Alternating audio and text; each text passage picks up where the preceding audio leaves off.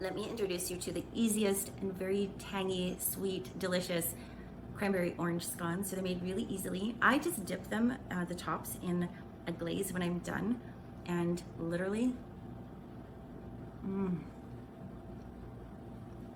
they're so tender, melt in your mouth, delicious, and they're so easy to make. So follow along. I'm going to show you exactly how. So we're going to start the prep by zesting our orange so we get the beautiful flavor of orange with no acidity and no juice in the scone. And this is one of the secret ingredients of making these scones. So when you take it off, it just takes the outer edge, and that's where all of the orange oil is. All your citrus fruit has so much flavor in that outside color, but always be aware that there's so much bitterness in the pith, P-I-T-H. That's the white part underneath the color. And so you need a tool that really is super fine, and you don't get any bitter chunks. You just get all this delicious flavor. So I'm taking quite a bit off. And as I work with it, the orange is getting really quite slippery because the oils are being released. So beware that that's gonna happen. And I'm gonna show you this in one quick second. Okay, so we have most of it taken off, and that is good enough. You can see what this looks like. Let me just show you. So there's a bunch here, so I'm just gonna tap it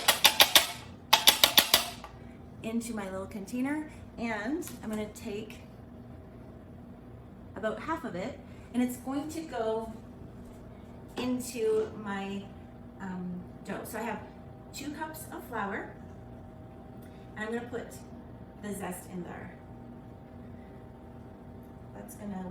We're gonna mix that all around in a moment. Then we have 1/3 cup of sugar.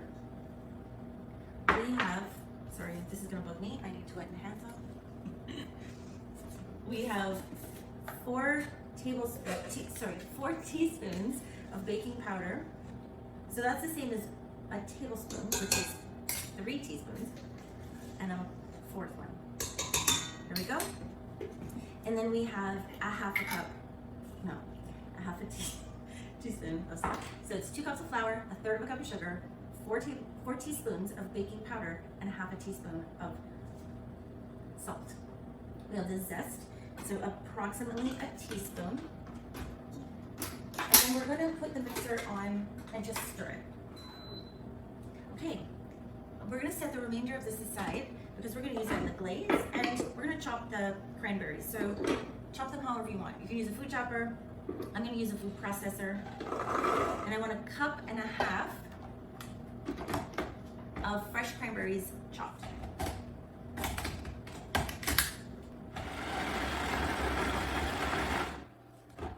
Excellent. We just want them coarse. I like them coarsely chopped because I love that pop of, it's a bold tartness. So this is how I like mine. You could do them more fine if you want them more fine. What we're gonna do is dump these in and stir them till they're coated with a little flour. That will help them stay suspended and not bleed the color and make the scones look all dirty, kind of muddy. And I'm gonna pour in 1.25 cups of whipping cream.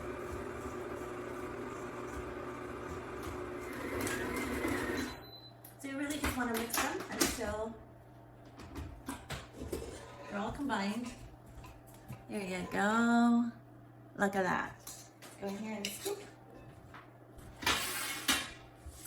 And put them on there. If you wanted, you could put this out and make more of a traditional shape of a scone, which is like a little triangle. And it's just a little bit more messy and hands-on, and lots of people don't like to get their hands all messy, so this is a great option. My cookie sheet is going to hold really about a dozen.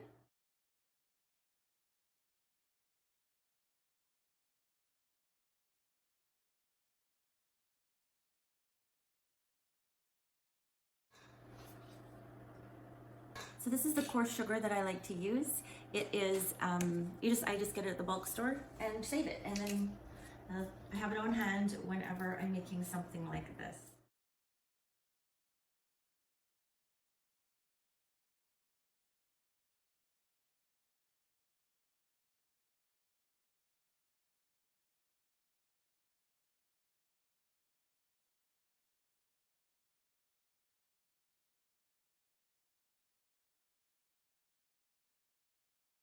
to whip some glaze up. So we're gonna take the zester part off of here, put the juicer part on, and I've cut my orange in half, and we're going to measure out, or you could just wing it, but you're just looking for a glaze. You can either drizzle it on or dip them. I like to dip them. All right, so that's my 1.5 cups of icing sugar and a couple tablespoons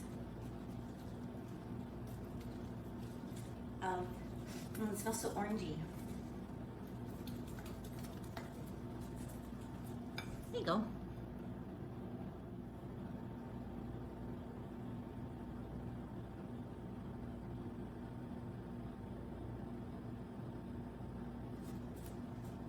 There you go.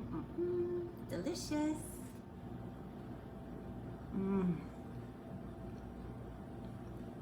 They're so tender, melt in your mouth. Delicious. And they're so easy to make.